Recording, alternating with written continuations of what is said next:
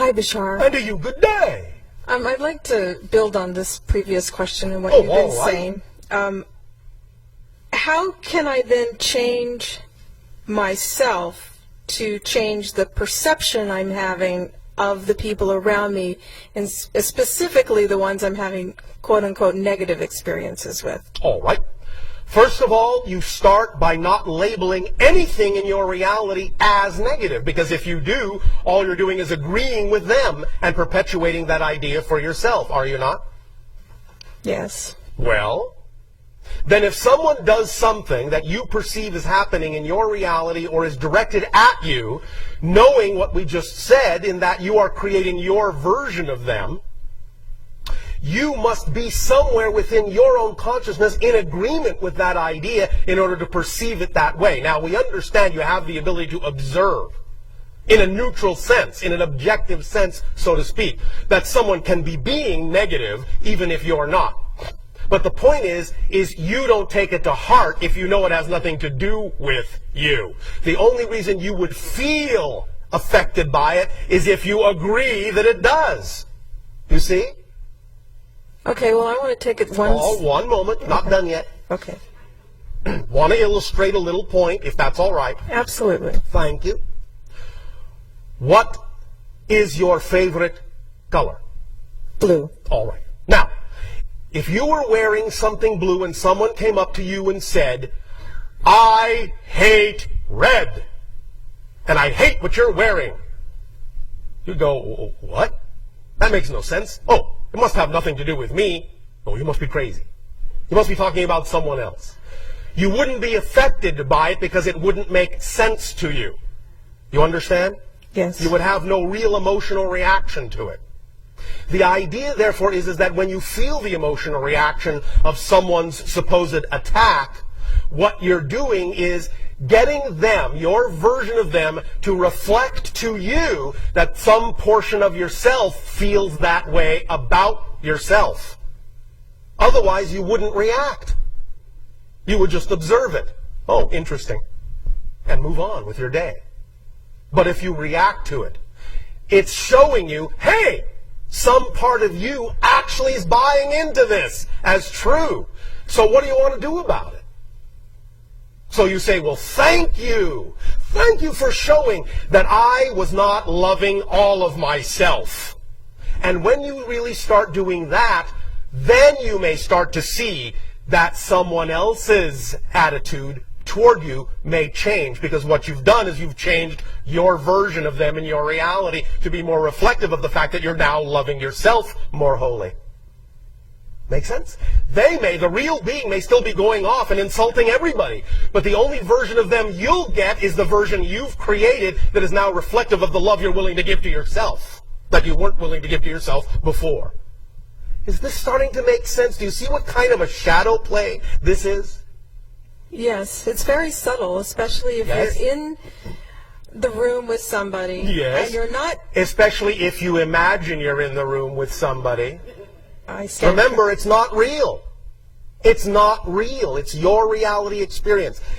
It's not empirically real. It's just a symbol of the reality you are creating yourself to be, of your experience of yourself.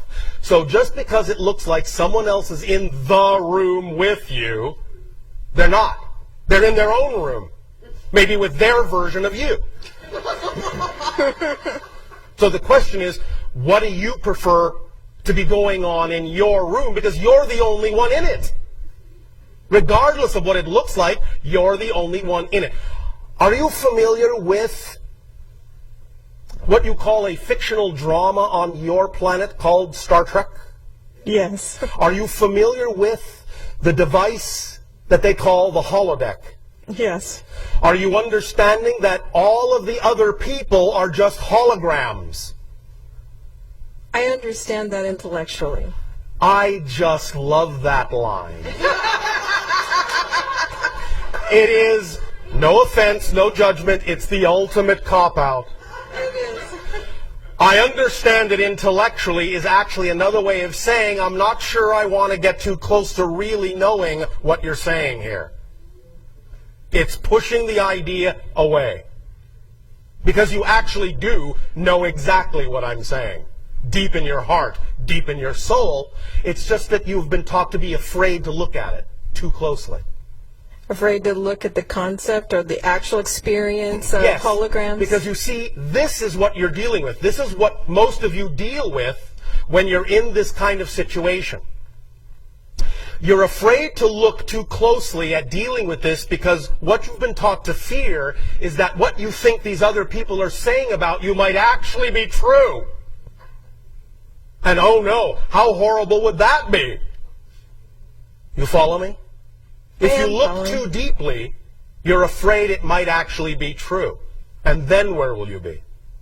But I'm telling you, it never will be true. Only what you decide is true for you is true. Is this making some sense? Yes. Intellectually? I appreciate the reminder. Oh, all right.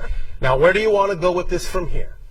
I want to go from here because in preparation for coming to this event, I had communicated to you telepathically Yes. and asked you to help me discover my blocks from living my fullest potential. And what am I doing? Well, no, last night you came to me in my dreams. Yes. And I wanted to know what we were doing. This. We were doing this. More of this. More of this work. Yes. Okay, so can you specifically illuminate for me my soul's agreement and purpose in life? Obviously, this is one of the things you have decided to learn. Your self-worth. In the face of opposing opinions. Are you going to believe in the truth that is you, or are you going to believe in someone else's truth that has nothing to do with you? Which do you prefer? I believe in my truth. All right. Then you can continue to choose to do so. And anytime you find yourself feeling fearful about what someone else is saying about you or reacting to someone else's communication at you, understand that's another opportunity to feel your self-worth and believe in yourself, and understand that many times when someone comes up to you and says something that seems like an attack on you, what they're actually telling you is they have the same fear. And they're just projecting it on you to give you an opportunity to decide whether it's true for you. And what you can then do is be big enough to hold a space to allow them to find out whether it really needs to continue to be true for them, by loving them back for showing you an opportunity to love yourself more. You see? Yes, thank you very much. Is this helping? Oh, absolutely. Thank All right. you. Thank you. We'll talk some more. Thank you. See you in my dreams. Yes, that's what I meant.